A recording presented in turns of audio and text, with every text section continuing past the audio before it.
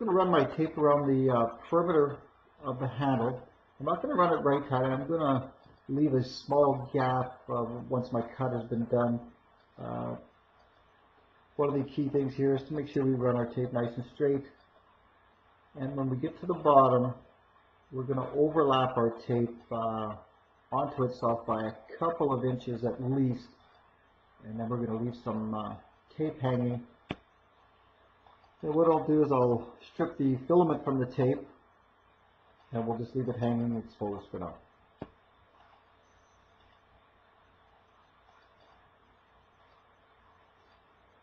Now I'm going to tape up the door handle itself.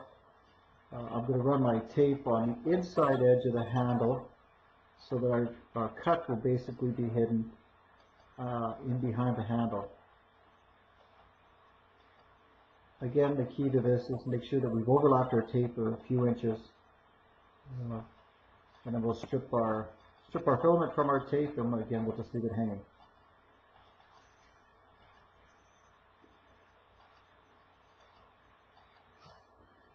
I'll just use my air release tool to make a small hole, and it's right beside the filament that I can see that's in behind the vial. And what I've done is I've made myself a little tool with a piece of wire with a little tiny hook on it, and I've actually gone in there and I've hooked the filament. Now I don't want to pull that filament yet because it's stuck to the vinyl, so we're just going to pull the vinyl up, release the filament from the vinyl, and I'll just pull it through the hole that I've created.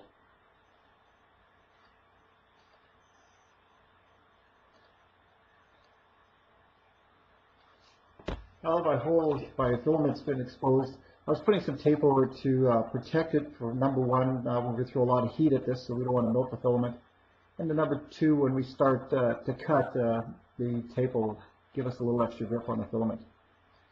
Again, anytime you use the tape and the vial must be very, very tight to one another. If they're not, the cut won't be as clean as it should be, so we're making sure that the vial is tight to the tape.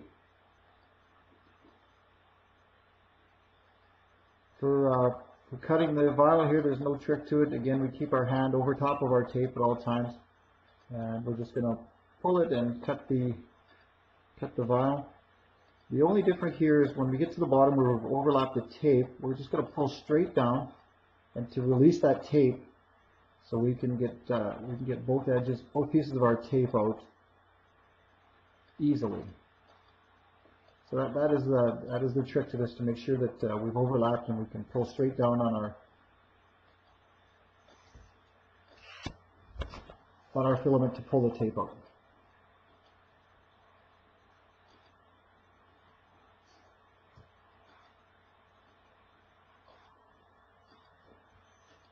So let's do a little post heating here.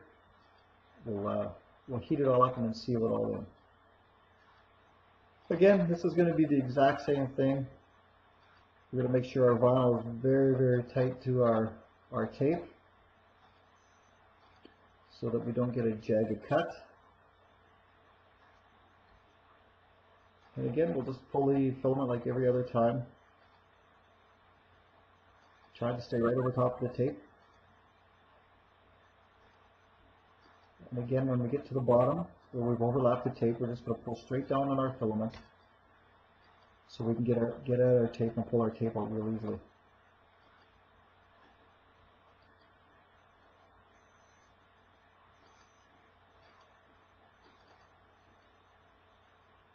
We'll make sure we get all the tape out from underneath. We don't want any tape left behind.